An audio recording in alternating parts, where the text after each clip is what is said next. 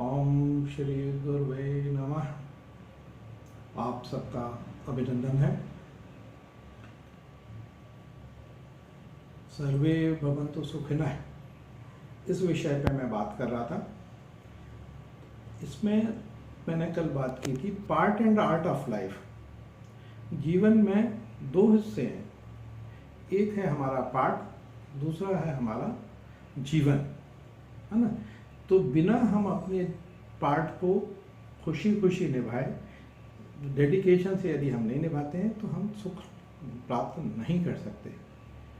मेरी माँ अक्सर कहा करती थी, कर्महीन नर सुख पावत नाही।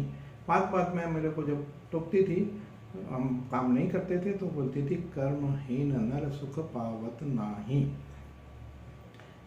एक और बात आती है, कर्म प्रधान विश्व कर लाखा, जो जस करे तस फल चाखा या पावा।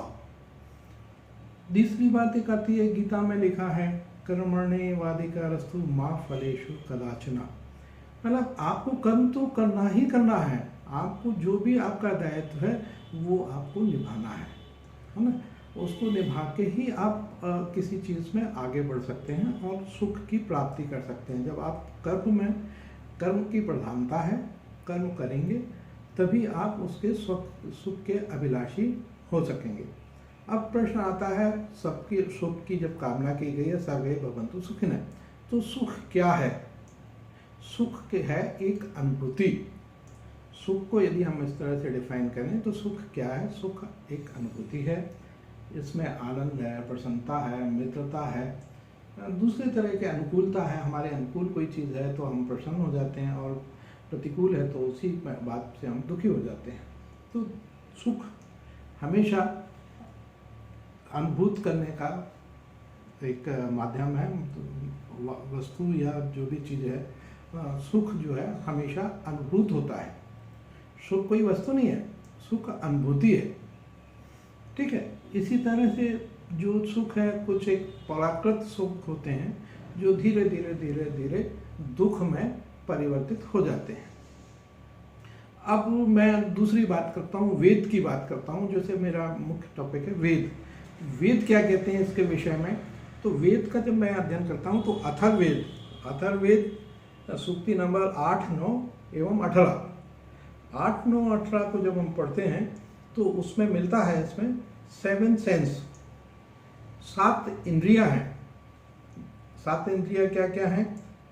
स्किन, आई, ईयर, नोज, टंग, माइंड, इंटेलेक्ट। हिंदी में यदि कहें तो त्वचा, आँख, कान, नाक, जीभ, जिह्वा, मस्तिष्क एवं मन। ये 7 हमारी इंद्रियां हैं जो सुख की अनुभूति करने के लिए एक साधन है। अब इसमें 7 प्रवृत्तियां भी इंसान की होती हैं।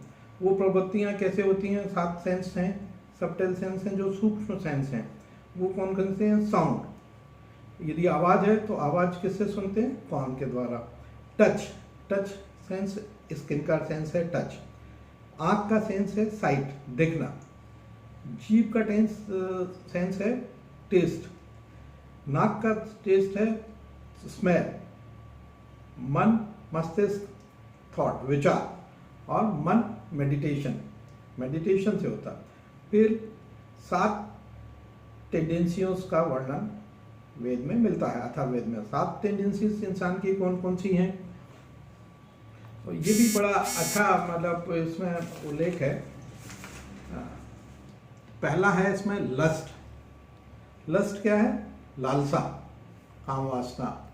एंगर, क्रोध, नाराज होना। अवेरिस मतलब लोभ, लालच। इन्फेचुएशन मतलब दीवानापन, किसी भी चीज के प्रति दीवानापन। प्राइड मतलब अभिमान। हेट्रेड, घृणा। और सेल्फ प्रेज, खुद की स्वप्रशंसा करना। इसी तरह से 7 इच्छाओं का वर्णन है। 7 इच्छाएं मानव की क्या है? फेम, मतलब उसको लगता है कि मेरी प्रसिद्धि हो।